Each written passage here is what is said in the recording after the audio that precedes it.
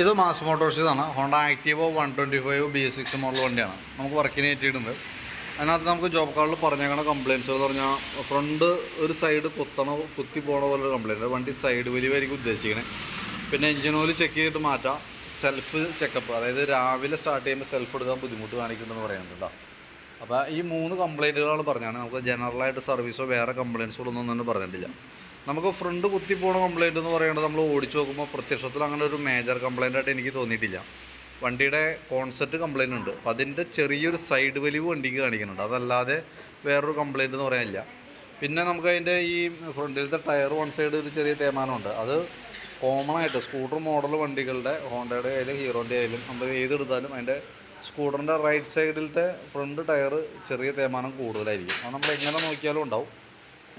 നമുക്ക് പഴയ മോഡൽ വണ്ടികളാണെങ്കിൽ നമുക്ക് ടയർ റൊട്ടേഷൻ നടക്കുമായിരുന്നു. ഇതിൻ്റെ എന്ന് പറയുമ്പോൾ ഫ്രണ്ടിൽ 12 ഇഞ്ച് വീലാണ്, ബാക്ക് 10 ഇഞ്ച് വീലാണ്. അപ്പോൾ റൊട്ടേഷൻ ചെയ്യൽ നടക്കില്ല. അപ്പോൾ പരമാവധി ഉപയോഗിച്ചതിന് ശേഷം മാറ്റിക്കളയുക. അതാണ് നമുക്ക് അതുകൊണ്ട് ചെയ്യാൻ പറ്റുള്ളൂ. പിന്നെ അങ്ങനെ വരാനുള്ള വേറെയും കാരണങ്ങളുണ്ട്. ഇപ്പോൾ ഫ്രണ്ട് ഫോർക്കിൻ്റെ കംപ്ലയിൻ്റ് ഒക്കെ ഉണ്ടെങ്കിൽ വരാം. അപ്പോൾ ഞാൻ ഫോർക്കിൻ്റെ കണ്ടീഷനൊക്കെ ചെക്ക് ചെയ്തു. ഫോർക്കൊക്കെ വർക്കിംഗ് ഒക്കെ ഓക്കെയാണ്, വേറെ പ്രോബ്ലം ഒന്നുമില്ല. ഹാൻഡിലിൻ്റെ ബെയറിങ്, ഹാൻഡിൽ അങ്ങോട്ടും ഇങ്ങോട്ടൊക്കെ തിരിയുമ്പോൾ അതിൻ്റെ സ്മൂത്ത്നെസ്സിന് വേണ്ടിയിട്ട് ഒരു പെർഫെക്ഷന് വേണ്ടിയിട്ട് ഒരു ഹാൻഡിൽ ബെയറിങ് ഉണ്ട്, കോൺസെപ്റ്റ് എന്ന് പറയും. അത് പൊടിക്ക് ടൈറ്റ് ഉണ്ട്. അതിൻ്റെയാണ് നമുക്കൊരു ഓടിക്കുമ്പോൾ ഒരു കംഫർട്ട്നെസ് കുറവ് ഫീൽ ചെയ്യുന്നത് കേട്ടോ. നമ്മൾ ലൂസാക്കി ഇടാനായിട്ട് നോക്കിക്കഴിഞ്ഞാൽ ഇപ്പോൾ നിലവിൽ അടിയില്ല. ലൂസാക്കി ഇടുമ്പോൾ സ്വാഭാവികമായിട്ടും അടി കാണിക്കും. ഇപ്പോൾ ചെറിയൊരു ടൈറ്റാണ് കാണിക്കണുള്ളൂ. അത്ര മേജർ ഇഷ്യൂ അല്ല താനും കേട്ടോ. അപ്പോൾ നോക്കിയിട്ടൊന്ന് പറഞ്ഞാൽ മതി. അത് അഴിച്ച് മാറണമെങ്കിൽ നമുക്ക് ഏകദേശം ഒരു 1000 രൂപ എടുത്ത് നമുക്ക് 1100 രൂപ നമുക്ക് ചിലവ് തന്നെ കേസാണ്. സ്പെയറും ലേബറും കൂടി വരുമ്പോൾ ഏകദേശം ഒരു 1000-1100 നമുക്ക് അതിന് മാത്രം ചിലവുണ്ട് കേട്ടോ. അപ്പോൾ അതിൻ്റെ കേസ് നോക്കിയിട്ട് പറയാം. പിന്നെ എഞ്ചിൻ ഓയിൽ നമ്മൾ മാറ്റുന്നുണ്ട്. ഓയിൽ ചേഞ്ചിൻ്റെ ടൈമാണ് ശരിക്കും കേട്ടോ.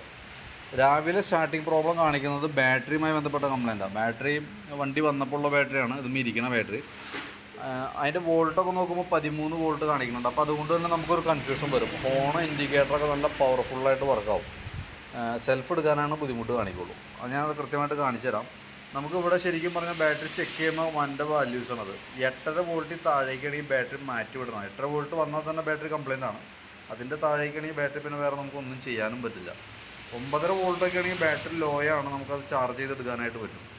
ഇത് ഞാൻ ടെസ്റ്റിലേക്ക് കൊടുക്കുകയാണ്. ടെസ്റ്റിലേക്ക് കൊടുക്കുമ്പോൾ ഇവിടെ ഓൾറെഡി അതിൻ്റെ വാല്യൂസ് കൃത്യമായിട്ട് അത് കാണിക്കും. അത് ഞാൻ ജസ്റ്റ് ഒന്ന് കാണിച്ചു തരാം. അപ്പോൾ നമ്മൾ ലോഡ് കൊടുക്കുമ്പോൾ 6.5 വോൾട്ടാണ് കാണിക്കുന്നത് കേട്ടോ. അപ്പോൾ സ്വാഭാവികമായിട്ടും ബാറ്ററി നമ്മൾ ചാർജിങ്ങിൽ ഇട്ടിട്ടൊന്നും പ്രത്യേകിച്ച് കാര്യമില്ല. ബാറ്ററി മാറ്റേണ്ട ടൈമാണ് കേട്ടോ. അപ്പോൾ ബാറ്ററി മാറ്റി വെച്ചാലാണ് രാവിലത്തെ ആ ഒരു കംപ്ലയിൻറ്റ് മാറുള്ളൂ. പിന്നെ അതേപോലെ എഞ്ചിൻ ഓയിലും മാറ്റുന്നുണ്ട്. അപ്പോൾ വീഡിയോ കണ്ടു കഴിയുമ്പോൾ നോക്കിയിട്ടൊന്ന് റിപ്ലൈ ചെയ്യണം. കാരണം അപ്പോൾ കോൺസെപ്റ്റ് എന്തെങ്കിലും ചെയ്യാനായിട്ട് ഉദ്ദേശിക്കുന്നുണ്ടെങ്കിൽ പറയണം. അതനുസരിച്ചിട്ട് നമുക്ക് അതിൻ്റെ ഒരു എസ്റ്റിമേറ്റ് പറയാം. ഇപ്പോൾ നമ്മൾ ബാറ്ററിയും എഞ്ചിൻ ഓയിലും മാറ്റുന്ന ഒരു എസ്റ്റിമേറ്റ്, അത് അടക്കം മാറ്റുമ്പോൾ വരുന്ന ഒരു എസ്റ്റിമേറ്റ് ഞാൻ വാട്സാപ്പിൽ ഇടാം. വീഡിയോ കണ്ടു കഴിയുമ്പോൾ നോക്കിയിട്ടൊന്ന് റിപ്ലൈ ചെയ്യണം കേട്ടോ. അതനുസരിച്ച് നമുക്ക് ആ വർക്ക് കംപ്ലീറ്റ് ചെയ്യാം. കൂട്ടത്തിൽ നമുക്ക് ആ ബ്രേക്കൊക്കെ ഒന്ന് ജസ്റ്റ് ചെക്ക് ചെയ്തേക്കാം. കോൺസെപ്റ്റ് മാറ്റാനായിട്ട് ഉദ്ദേശിക്കുന്നുണ്ടെങ്കിൽ അത് പറയണം. അതിൻ്റെ ഈ പറഞ്ഞ രീതിയുടെ പ്ലസ് നമുക്ക് ഏകദേശം ഒരു 1100 രൂപയാണ് നമുക്കതിന് സർവീസ് ചാർജും പാർട്സിൻ്റെ എമൗണ്ടും കൂടിയിട്ട് വരുമ്പോൾ വന്നത് കേട്ടോ. അതുകൂടി കാൽക്കുലേറ്റ് ചെയ്തിട്ട് വേണം നമുക്കതിന് പെർമിഷൻ തരാനായിട്ട്. അപ്പോൾ വീഡിയോ കണ്ടു കഴിയുമ്പോൾ എന്തെങ്കിലും നോക്കിയിട്ടൊന്ന് കോൺടാക്റ്റ് ചെയ്യണം. എന്നാലാണ് നമുക്കത് വർക്ക് കണ്ടിന്യൂ ചെയ്യാനായിട്ട് പറ്റുള്ളൂ. ഓക്കെ.